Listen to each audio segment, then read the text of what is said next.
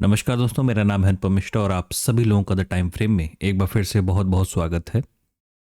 दोस्तों, हम लोगों के सामने ओपन है मेजर ग्लोबल इंडाइसेस, मतलब कि पूरी दुनिया से जितने भी मेजर इंडेक्स हैं, यानी कि सबसे पहले तो हमारे ही यानी निफ्टी, सेंसेक्स, बैंक निफ्टी, तीनों नेगेटिव जो कल हम लोग बंद हुए हैं। इंडिया विक्स की अगर बात करें तो वो भी तकरीबन कुछ पॉइंट गिर के बिल्कुल 12 के आसपास बंद हुआ है। पिछले 3 दिनों से इंडिया विक्स लगातार गिर रहा है और हम लोग ने बात भी की थी कि इंडिया विक्स जितना ज़्यादा गिरेगा उतनी ज़्यादा सुस्ती, उतना ही धीमा काम आपको मार्केट में होता हुआ नज़र आएगा।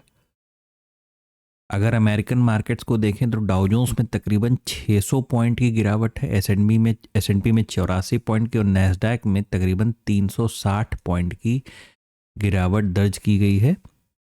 आईटी कंपनीज के नतीजे वहाँ पे जो आ रहे हैं वो बहुत ही ज़्यादा ख़राब हैं, नेगेटिव हैं, जिसकी वजह से इतना ज़्यादा गिरावट देखने को मिल रहा है और इसका ही इम्पैक्ट हम लोगों को आज सुबह मॉर्निंग में भी देखने को कहीं ना कहीं मिलेगा। अभी हम लोग देखेंगे उन चीज़ों को भी। दोस्तों, अगर हम लोग गिफ्ट निफ्टी की बात करें जिससे हम लोग एक छोटा सा क्लू लेते हैं कि हमारी मार्केट किस तरीके से ओपन हो सकती है, तो तकरीबन वहाँ पे 110 पॉइंट की नेगेटिव ओपनिंग दिखा रहा है। मतलब 110 पॉइंट हम नीचे की तरफ खुल सकते हैं, ऐसा गिफ्ट निफ्टी हम लोगों को बता रहा है। और सुबह के टाइम में तकरीबन 150 पॉइंट के आसपास नेगेटिव था। ये सुबह के मतलब थोड़ा और इस जिस समय वीडियो रिकॉर्ड हो रहा है इस समय 110 पॉइंट के आसपास नेगेटिव हम लोगों को दिखा रहा है। अगर बाकी एशियन कंट्रीज़ की बात करें तो वहाँ पे भी है, एशियन इंडेक्स की बात करें तो वहाँ पे भी पूरा हाहाकार मचा हुआ है लाल रंग से। ठीक है, चलिए आगे बढ़ते हैं। दोस्तों, अगर एफ डाटा की बात करें तो कल का जो डाटा निकल के आया है उसमें अच्छी खासी सेलिंग हम लोगों को फिर से देखने को मिली है। यानी एफ ने 2150 करोड़ की सेलिंग की है और डी ने 1129 करोड़ की बाइंग दिखाई, लेकिन ओवरऑल जो है वो 1020 करोड़ नेगेटिव निकल के आया है। वहीं डी एफ की बात करें तो वो इंडेक्स फ्यूचर में और इंडेक्स ऑप्शन में उन्होंने एक बाइंग किए हैं, लेकिन जो स्टॉक फ्यूचर और स्टॉक ऑप्शंस हैं वहाँ पे उन्होंने एक अच्छी सेलिंग करके दिखाए हैं। अगर ओवरऑल सिनेरियो की बात करें तो यहाँ पे भी जो फॉर्मेशन है वो हम लोगों के लिए एक नेगेटिव सिनेरियो दिखा रहा है। दोस्तों, आगे बढ़ते हैं और देखते हैं निफ्टी 50 का जो पुट कॉल रेशियो उसका एनालिसिस क्या निकल के आ रहा है। 0.64 मतलब 0.5 के आसपास मार्केट बहुत ओवर सोल्ड मान लिया जाता है।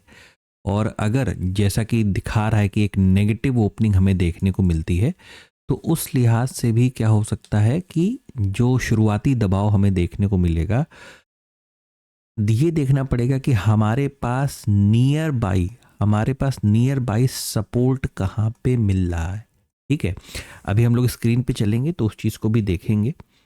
चलिए दोस्तों, ऑप्शन चेन पे आ गए हम लोग निफ्टी के, और निफ्टी का ऑप्शन चेन अगर देखेंगे तो ये जो आप 26,000 का लेवल देख रहे हैं ना, 26,000 का लेवल, यहाँ पे आपको 145 यानी 1,45,00,000 कॉल राइटर्स आपको यहाँ पे नज़र आ रहे हैं।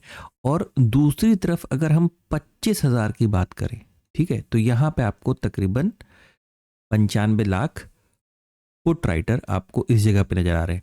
अगर आप इन दोनों हिस्सों के बीच का दायरा देखेंगे, ये पूरा 1,000 पॉइंट का है। ठीक है, ना आपको बहुत ज़्यादा इधर पुट्स राइटर नज़र आएंगे, ना आपको इस तरफ बहुत ज़्यादा कॉल राइटर में। भाई ये तो आपको जो इतना ये दबाव हर 100 पॉइंट की स्ट्राइक प्राइस पे जो नज़र आ रहा है, ये इस वजह से नज़र आ रहा है कि हम नीचे की तरफ इस समय क्या हो रहे हैं, गिर रहे हैं। ठीक है, हम नीचे की तरफ क्या हो रहे हैं, गिर रहे हैं। इसकी वजह से आपको ये सिनेरियो देखने को मिल रहा है कॉल साइड में।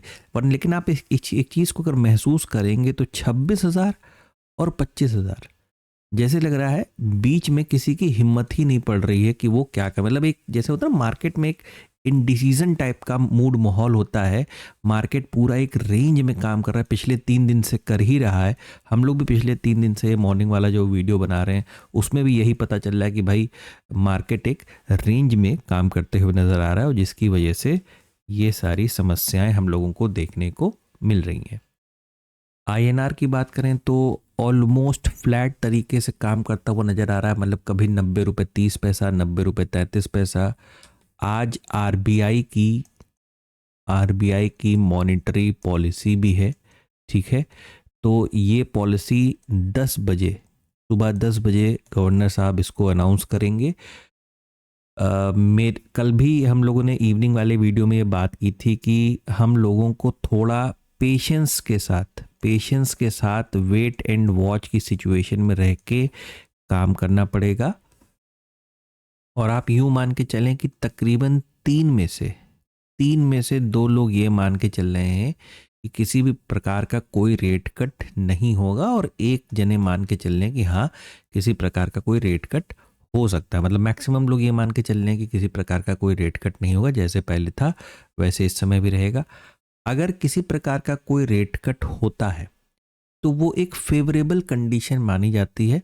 लेकिन जैसा कि मैंने बताया, इवेंट को सिर्फ इवेंट के तरीके से ही कंसिडर कीजिए, क्योंकि इवेंट सिर्फ एक दिन का होता है और उसके बाद मार्केट फिर से अपनी नॉर्मल चाल चालू कर देती है। आपने चाहे वो चीज़ बजट सेशन में देखा होगा, आपने वो चीज़ चाहे जो ट्रंप का ये टैरिफ वाला मैटर था उसमें देखा होगा, और आज जो आरबीआई का मैटर है वो जो आप देखेंगे उसमें भी आप यही चीज़ देखेंगे, ठीक है।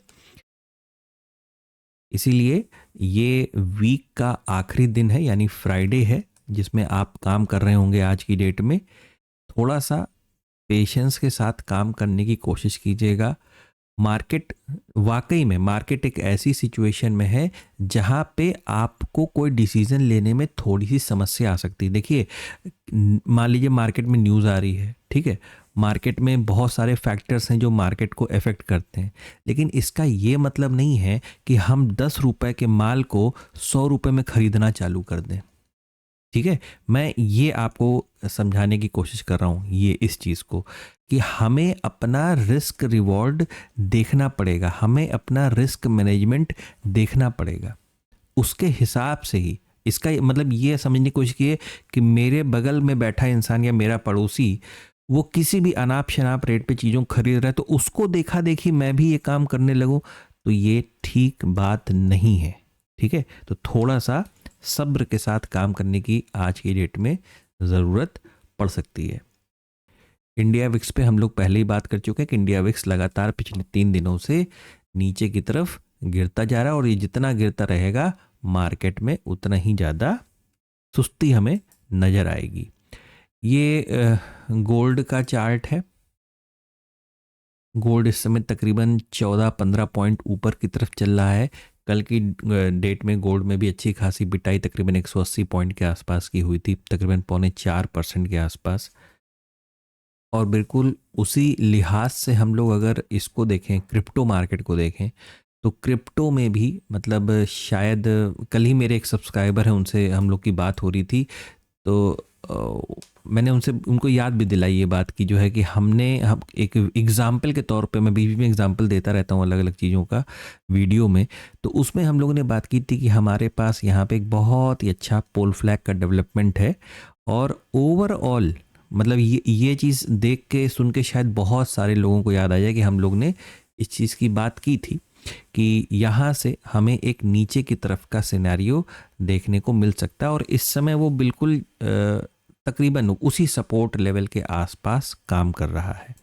और अगर इसी चार्ट को आप छोटा करके देखेंगे ना, जैसे 30 मिनट का चार्ट अगर आप देखेंगे, तो देखिए जैसे ही मार्केट सपोर्ट को ब्रेक करता है तो एक रिट्रेसमेंट की कोशिश करता है, या सपोर्ट पे होता है तो वहीं से बाउंस करने की कोशिश ऊपर की तरफ करता है। यही हाल, चलिए मैं चार्ट को इसी समय डिस्कस ही कर लेता हूँ, यही हाल इस समय हम लोगों का निफ्टी में है, ठीक है। कि निफ्टी में हम लोगों ने क्या किया है, एक बहुत ही अहम लेवल को हल्का सा नीचे की तरफ ब्रीच किया, जो कि पुराना क्या है, पुराना सपोर्ट है, ठीक है। और नए की बात करें तो ये देखिए यहाँ पे ये एक सपोर्ट जहाँ पे हम गिरे थे और आके रुके थे, तो ये पूरा हिस्सा जो ब्रीच हुआ है उसका एक रिट्रेसमेंट हो रहा है। इसी वजह से कल के एनालिसिस में ये बात की गई थी कि मार्केट अगर थोड़ा सा हमें ऊपर की तरफ, अच्छा एक चीज़ और थी कि शायद कोई सब्सक्राइबर थे जो शायद इस एनालिसिस को गलत समझ लिए थे कि हम मार्केट को ऊपर की तरफ ले जाने की कोशिश कर रहे हैं। देखिए पहली बात तो हम कुछ होते ही नहीं है ऊपर या नीचे ले जाने के लिए।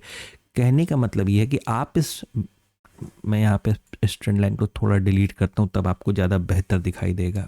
ये देखिए, अगर मार्केट का ट्रेंड मुझे कुछ इस तरीके से दिखा रहा है, ठीक है, तो मैं ऊपर जाने की कोशिश तभी कर सकता हूं ना जब मैं इस ट्रेंड लाइन को ब्रेक करूं, रिटेस्ट करूं, कंटिन्यू करूं। अभी तक तो मेरे ख्याल से इस बीआरसी कॉन्सेप्ट बहुत सारे लोग इसको समझ चुके होंगे, ठीक है। हम लोग जो बात कर रहे थे ऊपर जाने की वो इस हिस्से की बात कर रहे हैं, इस हिस्से की। इससे क्या होगा, जैसे देखिए अगर आपका ट्रेंड डाउन साइड का है तो आप यहां से बेचना ज्यादा बेहतर समझेंगे ना चीजों को। बिल्कुल वही तो हो रहा है। देखिए यहां से मार्केट जो गिर रही है तो आपको एक अच्छा रिएक्शन दे रही है, अच्छा रिएक्शन। तो वही चाह रहे हैं हम लोग कि ये जो फॉर्मेशन डेवलप किया है मार्केट ने वो थोड़ा सा अगर हमें ऊपर की तरफ मिल जाए तो फिर सेल करने में ज़्यादा बेहतर होगा।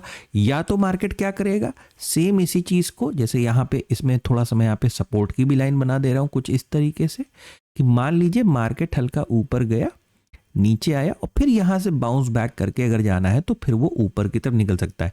ये चीज कल के वीडियो में ऑलरेडी हम लोग डिस्कस कर चुके हैं, ठीक है।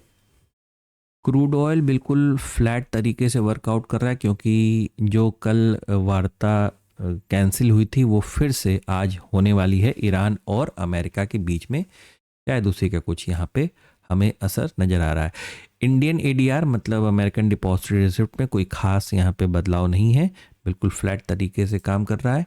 और आज 6 फरवरी है जिसमें आपको कुछ बढ़िया दिग्गज कंपनी जैसे श्री सीमेंट, कल्याण ज्वेलर्स हैं, टाटा स्टील है, खास करके जो निफ्टी कंपनी है, इसके नतीजे आज आपको देखने को मिल सकते हैं। तो दोस्तों बस यही है, इतना ही प्री मार्केट एनालिसिस है। थोड़ा सा आराम से आज 1-2 मिनट का वीडियो थोड़ा सा बड़ा बन गया, उसके लिए माफ़ कीजिएगा। लेकिन सिर्फ समझाने में जो गया है टाइम गया है और इस वजह से क्योंकि थोड़ा इवेंट है, वोलेटाइल सेशन हो सकता है। अगर मार्केट हमें कोई, देखिए मार्केट की ओपनिंग हमारे हाथ में नहीं है दोस्तों, ठीक है। वो देश विदेश में रात भर में क्या होता है उसका असर हम लोगों को देखने को मिलता है और हमें उसे डाइजेस्ट करना भी पड़ेगा। एक ये माइनर सपोर्ट है हमारे पास और नीचे की तरफ का जो गैप था उसका एक सपोर्ट हमारे पास है। अगर हम अचानक से नीचे की तरफ खुलते हैं, मेरी यही रिकमेंडेशन रहेगी कि तुरंत के तुरंत थोड़ा सा सेलिंग को अवॉइड कीजिएगा, सिर्फ थोड़े वक्त के लिए। प्राइस को थोड़ा मतलब यूं समझ लिए 10 रुपए का माल 50-60 रुपए तक जाता है तो फिर दोबारा सेलिंग करिएगा। ये आसान तरीका था जो मैंने आपको बता दिया। दोस्तों आशा करता हूँ आपको एनालिसिस समझ में आया होगा, अच्छा लगा होगा। अगर आपको एनालिसिस अच्छा लगे तो please like, subscribe and share my channel. धन्यवाद, नमस्कार।